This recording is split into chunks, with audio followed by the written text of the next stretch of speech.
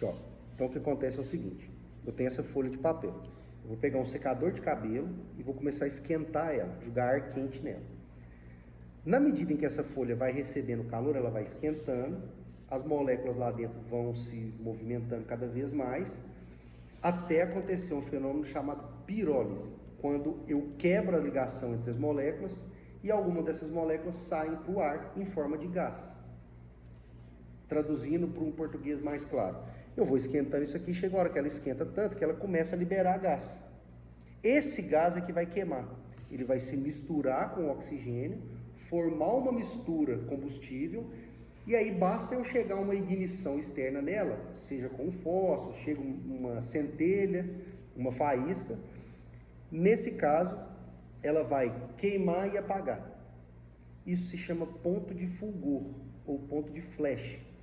Então eu tenho, o ponto de fulgor é o momento, é a temperatura em que esse papel começa a soltar o gás. Soltou o gás, misturou com o oxigênio, eu dei a centelha, ele acende e apaga, queima aquela mistura e apaga, beleza?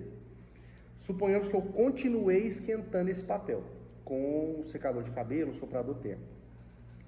Ele chegou no ponto de fulgor, começou a liberar o gás, como não teve queima, não teve ignição, ele continua soltando gás cada vez mais quente, ele vai esquentando cada vez mais. O papel está cada vez mais quente, soltando gás cada vez mais quente.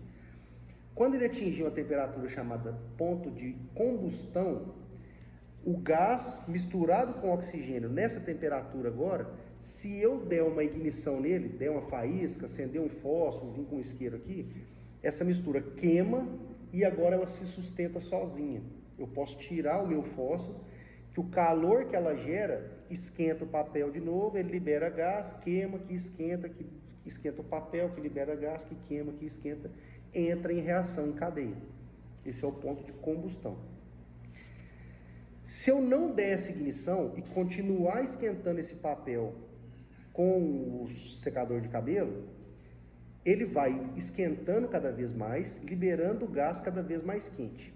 Quando ele atingir a temperatura chamada de ponto de ignição, só de misturar esse gás quente com oxigênio, ele vai entrar em combustão espontânea. Não precisa de eu dar ignição mais, ele queima sozinho.